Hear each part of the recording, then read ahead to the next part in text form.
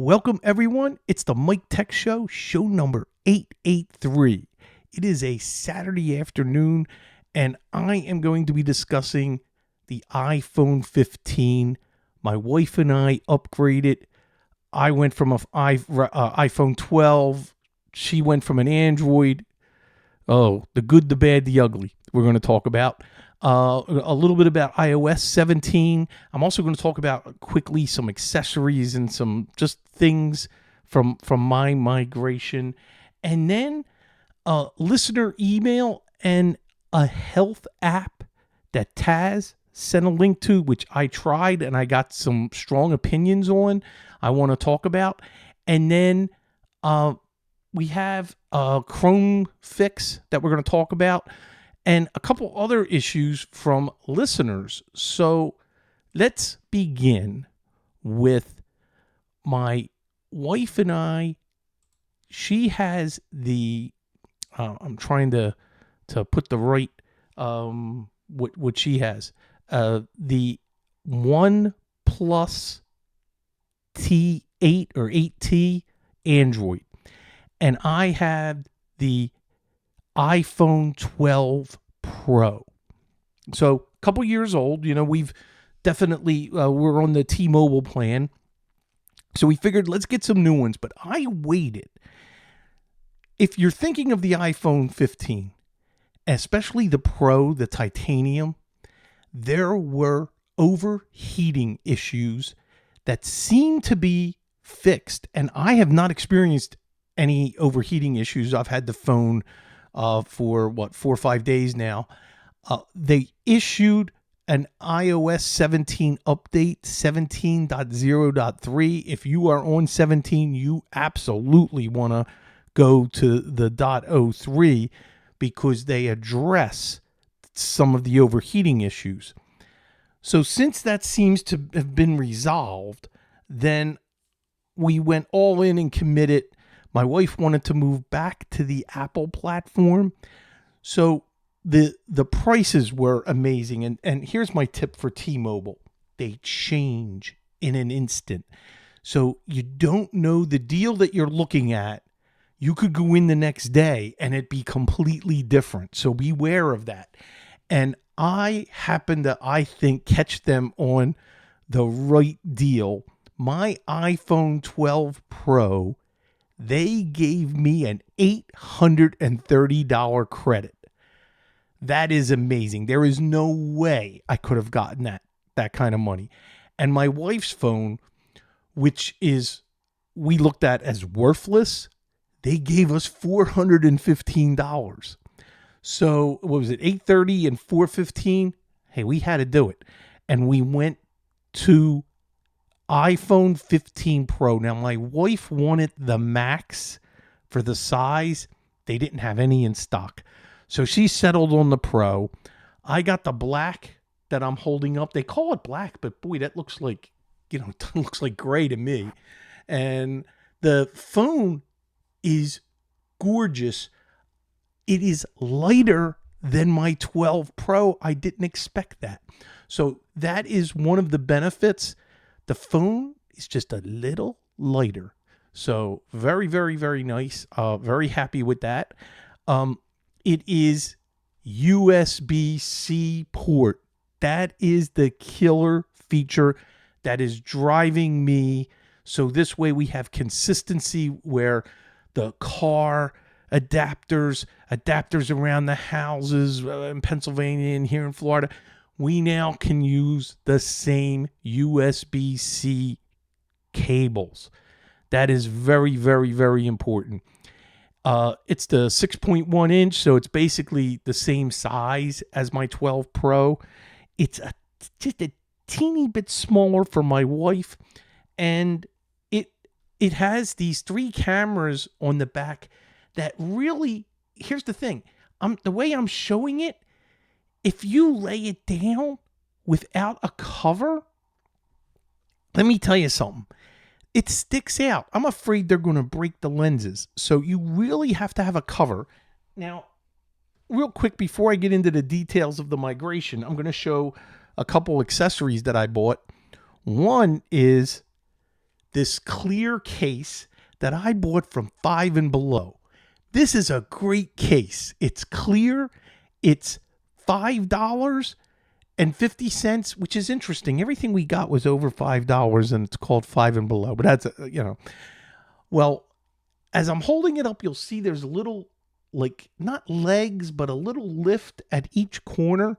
That's to raise. When you sit the phone down, it makes it where the cameras, those three lenses, are not on the surface that you're laying it down. So that's important. Keep that in mind for your case. Whenever you're getting a case, it's got to have a lip, or it's got to, it's got to be able to lift it up enough. So I have that, and then Taz will relate to this. I have it is the Neudery, Neuwedery. I got from Amazon. It is a heavy charging case that you just hit a button and it charges. This is for all day festivals where I'm away, or you're in Disney all day and you need to be able to charge. This is what this case is for, and I just picked it up on Amazon. Very, very good. So don't discount Five and Below. I got some really nice cables too that are those nylon, where they don't fray or break. Very inexpensive. I like it. So one other addition that I did get that I needed, some AirPod Pro 2nd generation, and I took advantage. The only thing I purchased during the Amazon Prime days this week, I saved like $80 on this. I paid $189 for a $250 part, and there were a lot of Apple deals. Apple really pushed some heavy discounts on Prime Day on Amazon. So very interesting. I seen some like really good, Mac Air, the AirBooks, and I'm not interested in any of that. So let's talk about the migration. If you're going from an iPhone to an iPhone, piece of cake. They do a complete image, and it was really good. The only passwords that didn't copy over were Exchange hosted, which I didn't expect them to copy over, but a lot of the passwords for a lot of my apps copied over. It did a perfect migration for me. About a half hour, we're in the store. They're using Bluetooth for the two. Now my wife. 4 hours later, for 2.5 of the hours, it said there was 1 minute left, and it never finished. Going from the OnePlus 8T to the iPhone 15 Pro. We canceled, and we're going to restart it, and it said 6 more hours. We're now going to be beyond the time of when the T-Mobile store would close. So I asked my wife, and we should have done this the night before. So make sure, if you're going from an Android to an iPhone or an iPhone to an Android, make sure that you have secured everything you need backed up before you go to the store. Because if you run into this, we canceled it, and then we canceled it again. And I said, can I take both phones? They would not allow me, because we were all done. Done deal. Everything paid. Everything. They would not allow, since we're trading her phone in, they would not allow me to take both phones on the promise that I'll bring the trade-in back in the morning. So they held our new phone as a hostage while I was allowed to leave with the old phone. So I brought the old phone home, and I had transferred some things from my wife's phone in the past here on my machine. So I had already had the drivers for the OnePlus. So one of the things you want to make sure when you're directly connecting to a PC or a Mac, make sure you have the drivers for that phone because you may need them. So once that was great, it was getting the right cable, which was very interesting. It took 3 USB to USB-C cables before the third one worked. And it finally connected, and I was able to go to browse the directories directly on the phone. My wife needed all pictures and videos. That took over an hour and a half to secure them and copy them. Made sure all of those were copied. That's one. Two, she needed her contacts. Now, there's several ways to get contacts, and I'm going to tell you how I did it. Her only email account is Gmail. So what I did was took the contents from the phone, and you can hit the 3 dots and then go to settings and then go, keep navigating to export contacts. So after you open up the contacts, you hit the 3 dots, look at the different options for exporting. And once I exported that, I made sure I could find it and email it to myself because I couldn't read it. I couldn't find the right directory. And it's funny, after all the pictures were done copying, I found the directory, which was a very obscure, crazy location for that export of her contacts, because she had a couple hundred contacts that she really needed. And that was it for all the info she needed. So with the contacts, I had 2 ways of doing this. First, you can't have an iPhone without an Apple account. Now, my wife used to have an iPhone, so she has an Apple account, and we made sure we had the right password and everything going into iCloud.com. So once I got into iCloud, and once I got into Gmail on my PC, I exported. It's a VCF file that exports, and the only way I could get that was really to use her Gmail and email it to myself. So I emailed, now I have the file. I was able to successfully import it into her contacts at Gmail, and they become part of the main contacts. So second, where's my moderator? Taz, can you take care of this? The second option is to import it into iCloud. And once I import it into iCloud, that would also sync with the phone. So we're going to pause because Taz must be away. Hold on.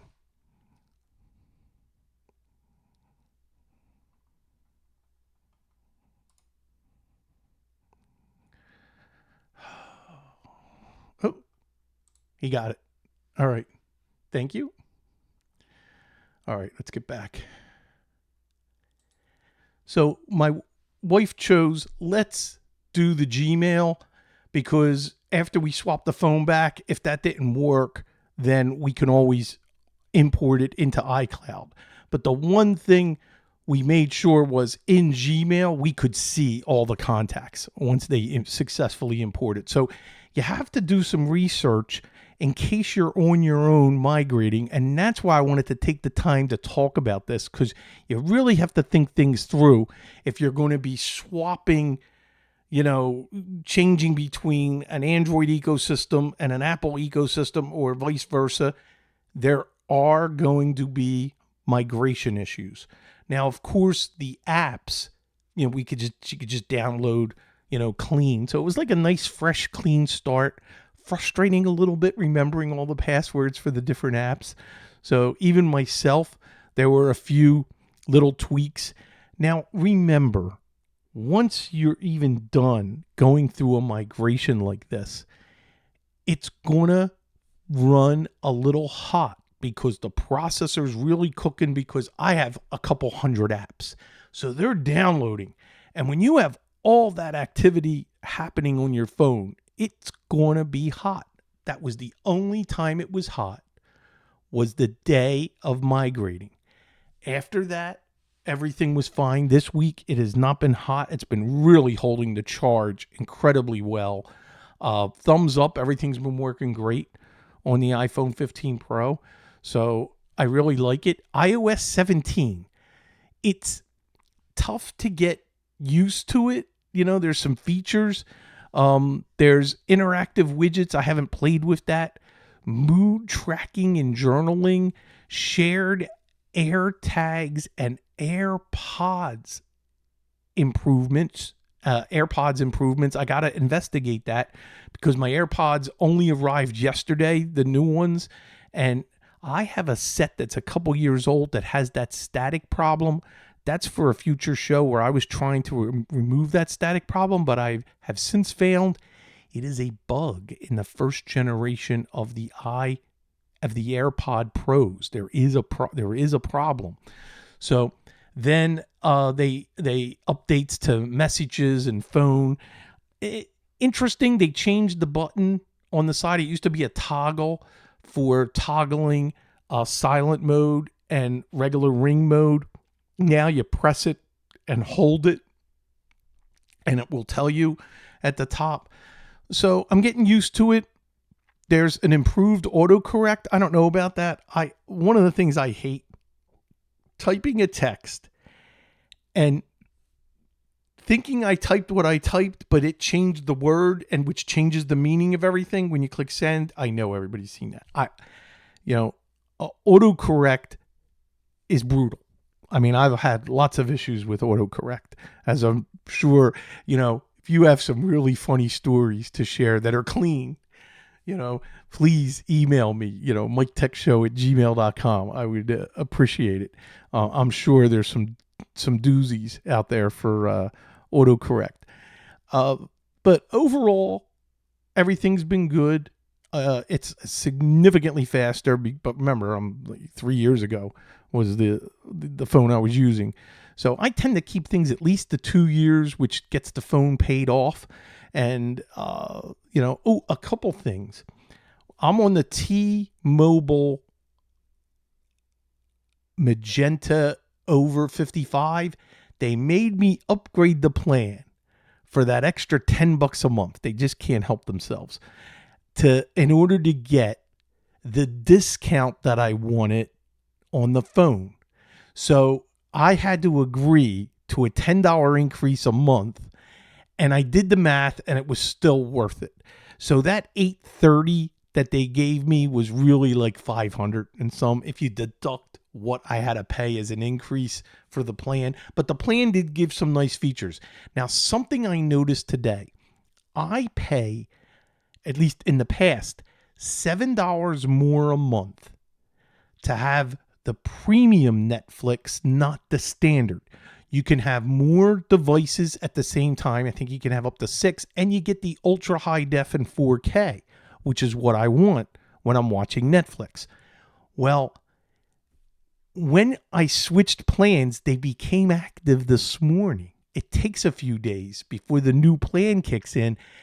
I received an email from Netflix that my plan has been updated, which was really downgraded, to standard, which is free. So you get Netflix for free with T-Mobile. Well, I increased to get the $7 more a month back, which I was already paying. And now I'm back to the premium Netflix. So keep an eye on that. Whatever plan you have, if you have any kind of free subscriptions that are with it, you got to see what changes based on your plan. Just redoing a new plan kind of kicks things in and maybe a little bit different. So keep an eye on that. Just wanted to let everybody know some of the little things, So now let's get to some email. And the first email is from Taz, Mike Cooley in the chat. And he sent me an interesting app that is called Together App, literally togetherapp.com. And he also sent me a link to where the person who created it, they were a guest on his show. Now, I have didn't have time to watch the show, but I did have time to try the app. This is a medical app that is very, very innovative. And you basically fill out some information. Now, you do have to give your height and weight and register with an email, but you hold the phone up with the app for 60 seconds. And as you're looking at it, and by your face, your features for 1 minute gives you some pretty cool info. You can get your heart rate, my blood pressure, and there was some pretty impressive numbers that it was generating for me just on looking at just by looking at your face. And that is thanks. Taz just put in the chat. It's for iPhone only. It is extremely innovative. Here's my problems, or at least what you should be careful of. One, they wanted to take pictures of my medicine and be able to log that and to help you with, a healthcare plan and everything. No, the app is too new. I don't know them. Sure, they say it's completely free and totally private. I trust no one with my medical info. As a matter of fact, I had some reservations with even the information that it's reading, but I'm certainly not going to give it prescriptions that I'm on. So right off the bat, I didn't even participate in that. Second, what is their business model? And that's, I want to know, because there's only three choices. It's either going to be, they're going to eventually have to charge you because they can't continue this for free. Is it philanthropic? Is the person a millionaire or billionaire and they just want to, do good for the world and it's philanthropic? Or they're going to have to work in advertising. And if they're working in advertising, how much info are those advertisers going to be getting on you? And they're holding critical medical information. Where's their HIPAA compliance? I have lots of questions, which I'm sure the inventor of this app and the owner of the company, Renee, I'm sure she addresses this on interviews in some places that, at least I hope so. Hope she's being hit with some of the tough questions. It is an incredible app in sense of what it's reading. And Taz in the chat here just mentioned it's all about getting the info from your eyes. So it seems like your eyes, not just the windows to your soul, but the windows to a lot of your medical info. So very, very interesting. And even Alaskan in the chat, especially in light of the recent 23andMe hack, I am very nervous and cautious when it comes to my personal medical information. I don't want that out there. Now, there's some things that I decide I want to share when I break my foot and I talk about that, or when I had my shoulder dislocated and broken and I share that. That's different when I'm deciding on my terms that I'm going to share something, or there might be a medication, which I never talked about the med, but I talked about the discount I was able to get by just going to GoodRx. So, and then you guys shared so many other places that I added to the show notes for that. It was great. Be careful. So very cool, but I draw a line, on what I'm going to give them and what I'm not. But I did find it out that it's fascinating, and you definitely should take a look. The link is going to be in the show notes. Let's keep going to some other email here, and I want to get to Dexter's email. Hope you're doing well in the trenches. Have a Chrome issue. After opening Chrome, if I type a single letter in the URL line or search box, Chrome closes. I have experienced this. If I type 2 characters fast, it does not close. I have uninstalled and reinstalled. Here's the thing. How did you uninstall? And I sent him 2 links that I said I'm going to talk about today. No change, using current version.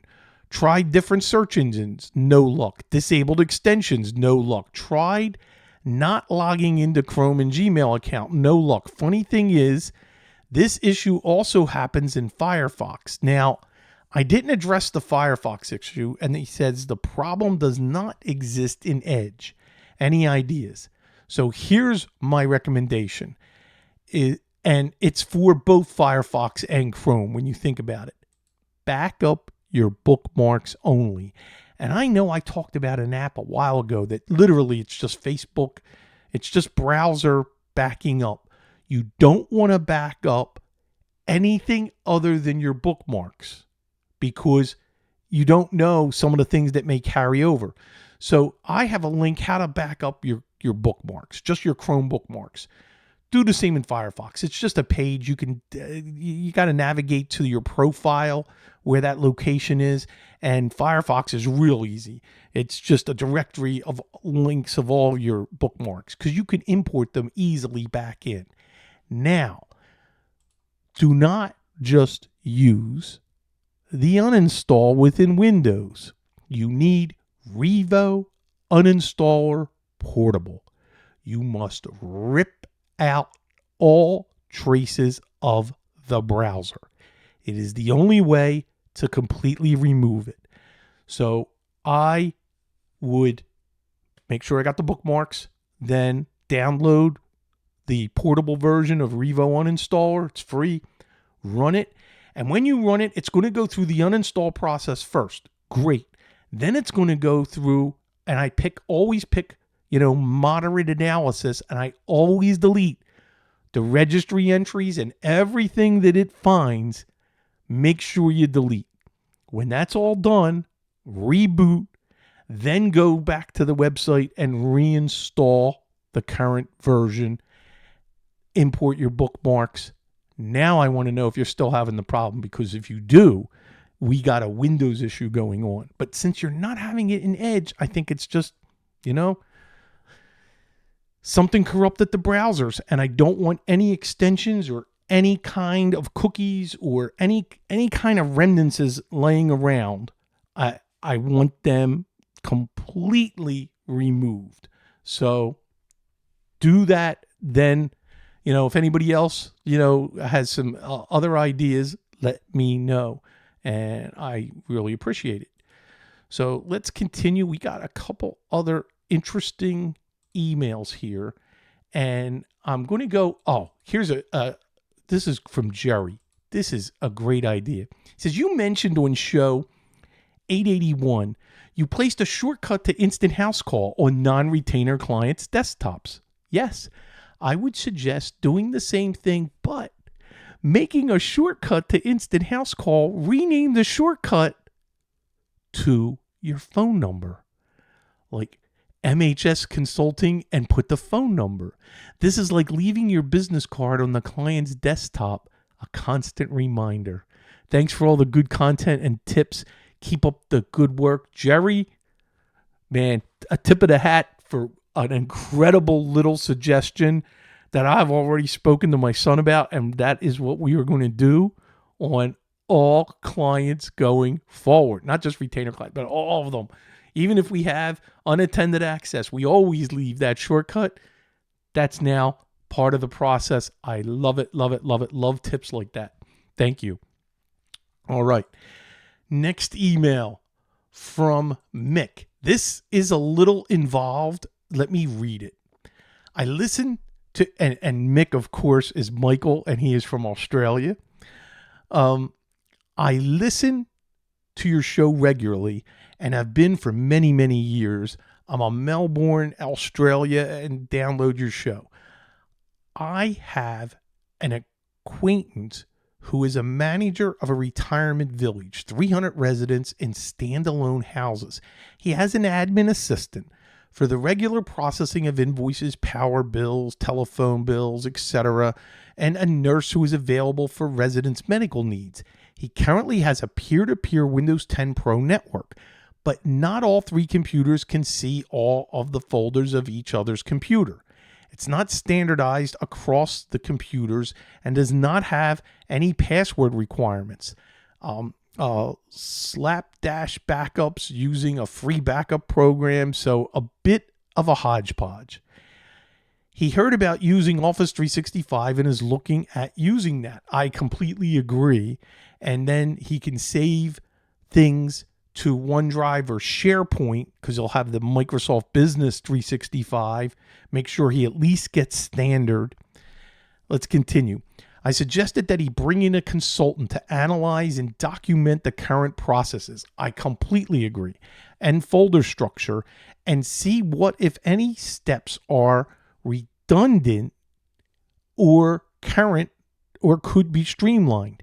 He thinks all he has to do is put in more RAM, replace hard drives, SSDs, replace CPUs with faster ones. Sure, that's a great idea, but that's not solving it, as Mick knows.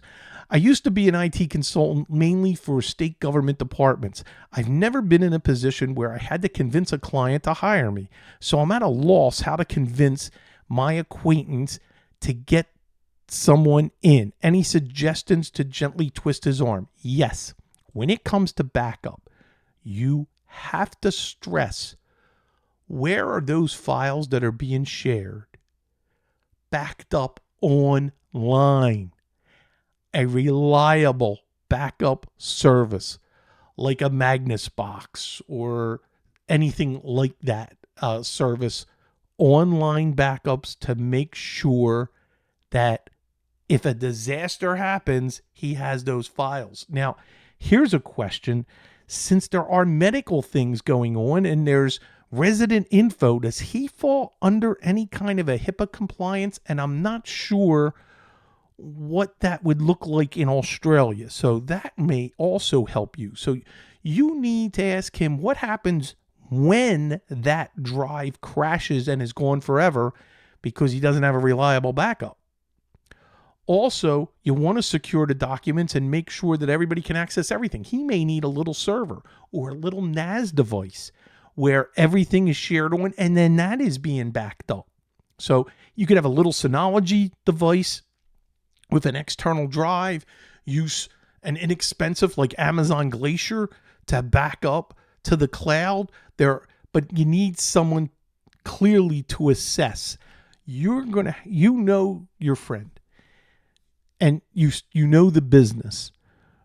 You need, without complete frightening, definitely take it to the next step.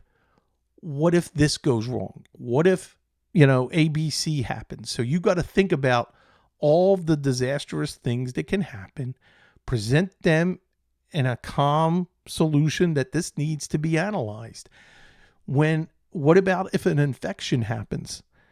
One of his employees goes to a site that they have no control over, and it infects all the systems, and there's a problem. So you need to make sure you got good anti-ransomware, antivirus that's installed, and that's not good enough. You still got to have that backup. So based on what he decides what he wants to do with the backup is going to really lead to where everything is going to be stored.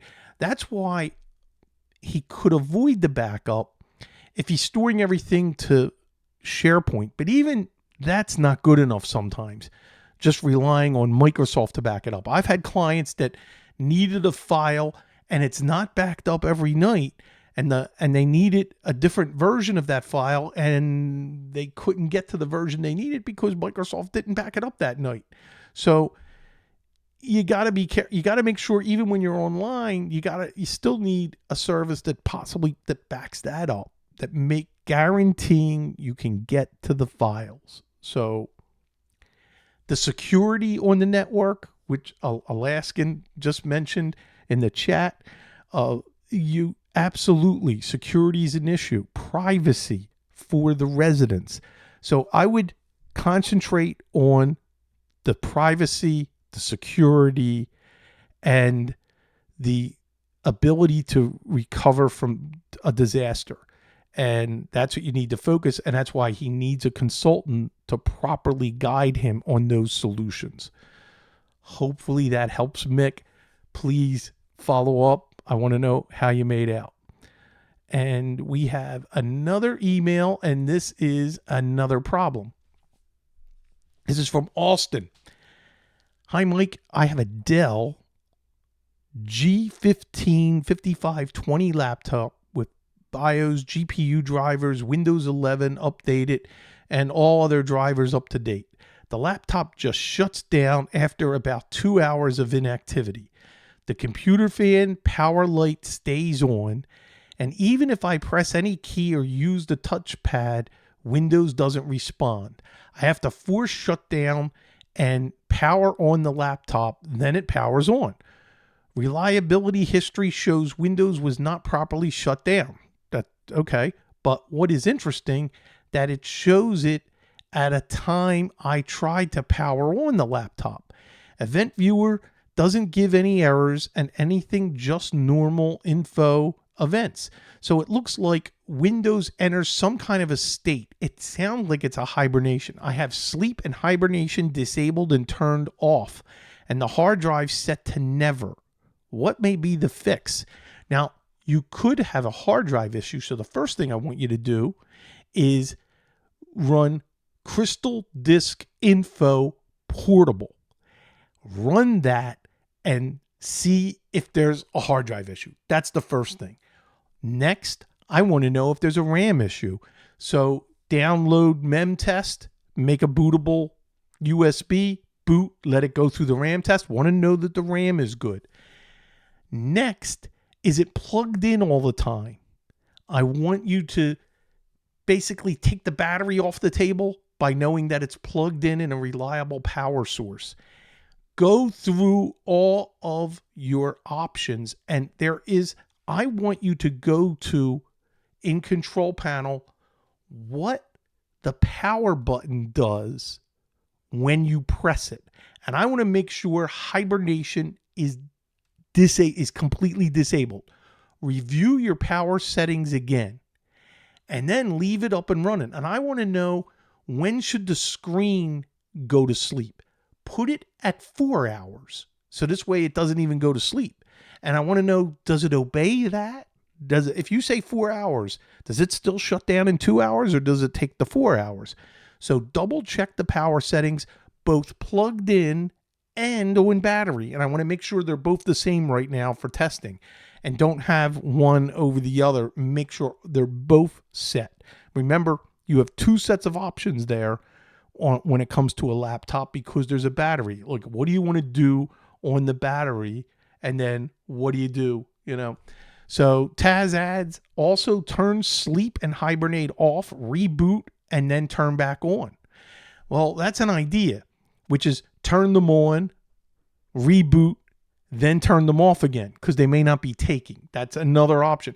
You may think you have them off. They may read that they're off, but you know what? Go put them on, reboot, then turn them off again, and then reboot again. So I know it doesn't make sense, but these are things that you got to try. And Austin, I hope some of these tips lead you to what's going on, and follow up with me. So my Phillies have clinched the National League division, the National League East, and they're now into the NLCS, and they're going to be playing the Arizona Diamondbacks, and the Phillies are the home team next week. So the games next week, it's best out of 7. There's 4 games that you have to win, and it's Monday and Tuesday at home, then Thursday and Friday, I believe, on the road, and possibly Saturday. So here's my problem. Thursday night, the game is going to be 5 p.m. Eastern time. You know, my hierarchy of my personal hierarchy is family, business, Phillies, then podcast. So given that order, when should I do the show? So I'm thinking late Thursday next week. So if you're listening to this, follow me on Facebook or Twitter, just Mike Tech Show on Twitter. And I will Facebook and tweet when I'm going to do the show. I'm either moving it to next Saturday afternoon, or most likely I'm thinking starting the show 9 p.m. Eastern time on Thursday night. So after the Phillies game. So that's what I wanted to, just a little administrative things here. Don't forget, by the way, thank you for staying subscribed and downloading the podcast. I really appreciate that.